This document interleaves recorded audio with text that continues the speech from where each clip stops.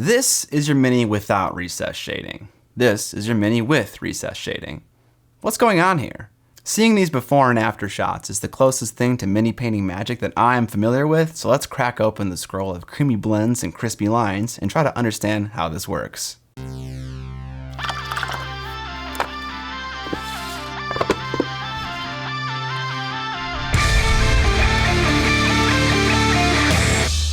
What up, Mini family? First, let's start by defining recess shading. Living in the family of shading techniques, recess shading refers to specifically applying a thin, dark line in the recess of all the details. The goal of recess shading is to lend visual definition to your model. This makes it much easier to see the details of a Mini from further away without having to rely on the very weak natural shadows cast by all the raised edges. Now that we have a basic understanding of the motivations and outcomes from recess shading, how do we do it? There are two tools that are critical when attempting this technique.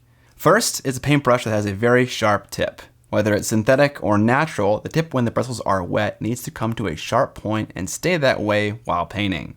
While size doesn't matter, more often than not, a smaller brush like a size 0 or 1 will give you better results because there are less bristles in the brush to fray and mess up your tip.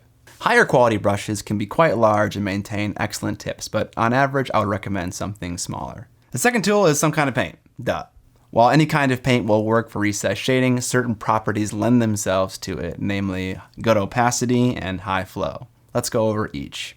Opacity, or the ability to cover sufficiently in one coat, is nice because obviously with an operation as accurate as this, you don't want to be going over the same spot multiple times, increasing your chance of messing up. The downside of a more opaque color, however, is that if you do mess up, it's much more obvious.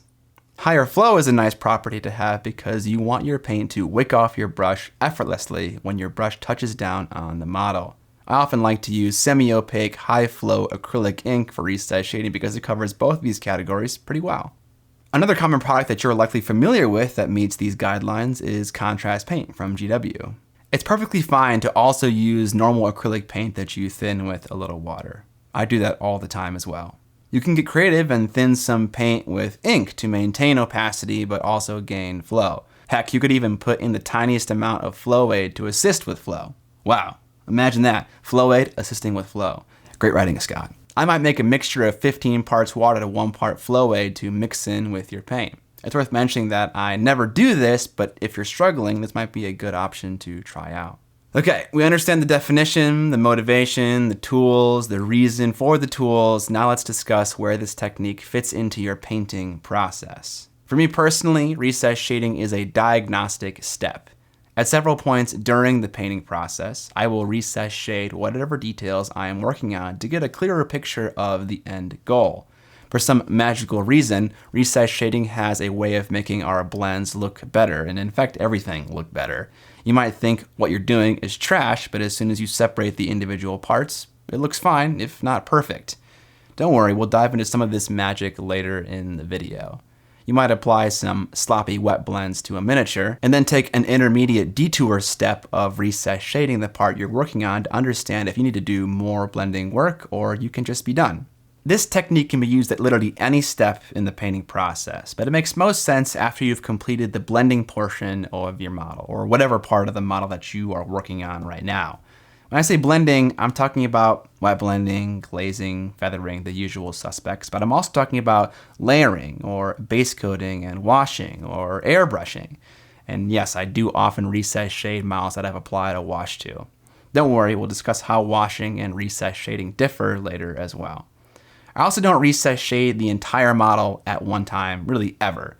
Maybe the brown of this belt pushed up too close to the metal buckle and I want to separate the two. I'll quickly trace a little line to give more definition to where that detail begins and ends. Before we do any actual painting, let's hear a brief word from today's sponsor. Broken Anvil Monthly is a Patreon campaign that supplies 3D pre-supported STLs for printing at home. The sculpts are 32mm in scale, although you can resize the print to whatever size you like based on how your RPG campaign works. The sculptors at Broken Anvil were considerate of painters at all skill levels with these designs. This month's collection features 50 different miniatures. For only $9 a month, you get access to anthropomorphic designs such as rabbit folk knights, wolfen, turtlekin, necromancers riding giant undead crabs. Undead crabs. That sounds dangerous no matter how you interpret it. Aside from zombie lice that invade your nether regions, Broken Anvil is also doing a range of humanoid designs this month with ravenous ogres and a coven of hags. As if you need any more STL files to fill your digital backlog, which then supplies your physical backlog, Broken Anvil is also supplying you with a range of terrain features such as burrow homes or stump hatches. If you'd like to check out Broken Anvil monthly and get access to these characterful sculpts, you can find a link to their Patreon in the description below. Thank you to Broken Anvil for sponsoring this episode. Now back to Operation Crispy Lines. All right, we've done a lot of talking. Let's do some painting.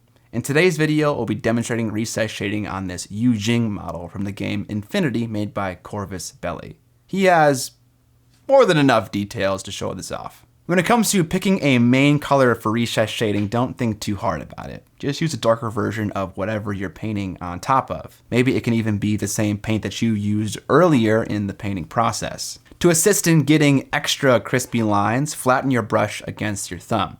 Now, in one orientation, your brush is incredibly sharp, and if you paint with the brush in this orientation, you'll get incredible accuracy. Note, if the brush is already fraying a lot in the first place, this little trick might not do much of anything. With all that decided, we're just gonna paint some cracks, y'all. This requires the same amount of brush control, if not a bit more, than edge highlighting. It's fairly challenging, I'm not gonna lie. To get the best results, you need a steady hand.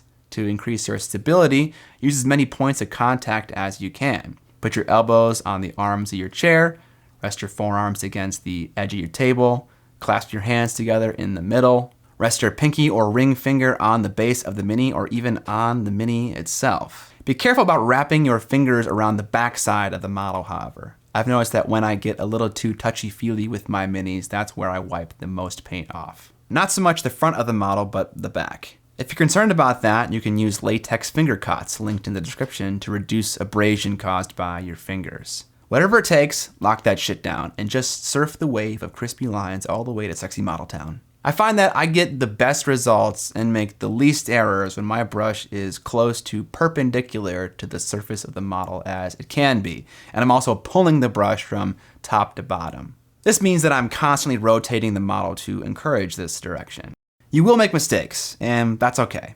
Approximating whatever color is closest to the area you messed up and painting over that area is often a sufficiently good patch job. Sometimes, if you use a slightly brighter color, it can lend even more definition for the details of your models, kind of like doing a pseudo edge highlight. Take your time. This isn't easy. It isn't fast. Exist in the painting moment. That's why you're here, isn't it?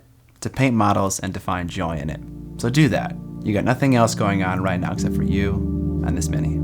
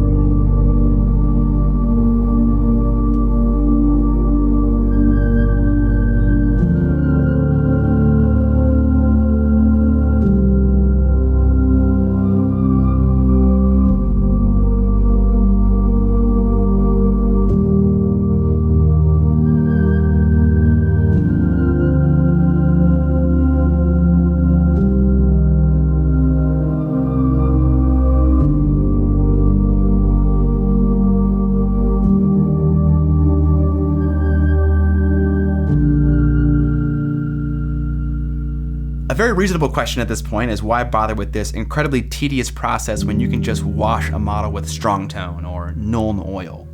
Washes often have a tendency to dull the rest of the model down while accomplishing the task of recess shading. You might try to apply a wash directly to the recesses versus all over the model, but I find that the coverage of a wash pales in comparison to basic acrylic paint. Additionally, the line of recess shading that a wash leaves compared to a razor-sharp brush is fuzzy in comparison. In fact, the result of a wash is entirely dependent on how crisp the detail of your model is and how glossy the paint is that you're using on your Mini. One of the reasons washing chainmail is so great is because metallic paint is glossier, which means the wash breaks surface tension more easily and sinks into the recesses. But also the sculpted detail on chainmail is detailed enough for the wash to settle nicely. Manually applying a recess shade with a brush depends on nothing other than your own skill, which I understand right now might not be the greatest, but will get better and better with practice. If you're not totally convinced, there are alternatives. Certain approaches and materials can produce better results than an acrylic wash with less time invested. For example, I'm working on a Sister of Battle kill team, and I painted them a metallic red, which is very glossy.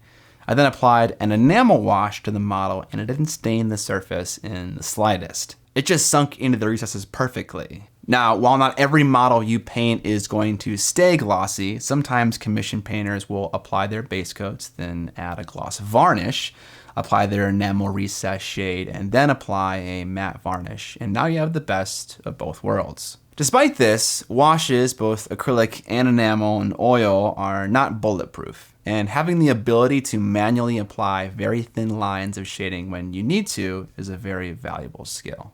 Another reasonable question is, can I start from a dark base coat and build up layers and maintain the dark base coat in the recesses? Absolutely, and I recommend doing that, but despite me doing this myself, I always find that some amount of recess shading is necessary to clean up the paint job. Very often, this is the last step a model needs to make it or a part of it look wonderful. I'm going to share this video likely very often with people who ask me for feedback because the models I see repeatedly just need a little extra clarity, and recess shading accomplishes that very nicely. It's worth mentioning that this is one way to lend definition to your model, just one piece of the puzzle. Other ways you can accomplish this is with edge highlighting, how you organize your color scheme on the model, how you leverage other forms of contrast, and more. So, you may be a god tier recess shader. What's next on the horizon of well-defined minis? If you want a bit more of a challenge, consider using darker colors on the lower parts of a volume and brighter colors on the upper parts of a volume for where you recess shade. Follow whatever lights and shadows you established with the other parts of the model. If you're recess shading a part next to the brightest highlight, maybe that line should be slightly lighter in color. Are you digging deep into the crotch of a Space Marine? Maybe those recesses will be a little bit darker. That's all I got for the technical side of the process, but what about the psychological? Earlier I called this magic, but what do I mean by this? There's a concept in design called framing. Framing accomplishes all sorts of things. To quote Wikipedia, framing can make an image more aesthetically pleasing and keep the viewer's focus on the framed object. It can also be used as a repoussoir to direct attention back into the scene.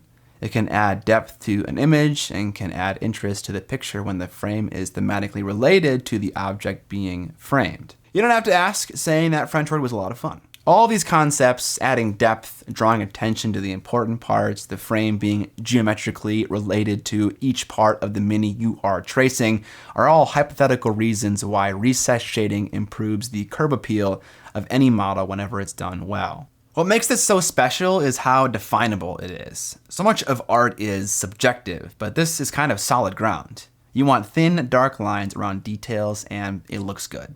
All the time. Maybe not all the time, but I don't think I've ever seen a model that had a great recess shade job that got worse, but I could be wrong. That's gonna do it for this video, guys. If you liked the video, make sure to give it a thumbs up. If you guys are interested in a Kickstarter campaign that I am running, I have a little mailing list that you can sign up for, linked in the description, that kind of shows off a lot of the details and the behind the scenes of the campaign, and I send out those updates weekly on Mondays.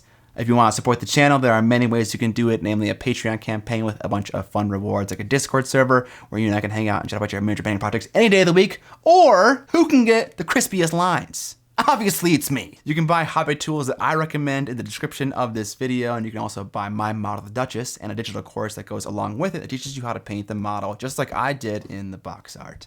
Subscribe or die! And most importantly, don't forget to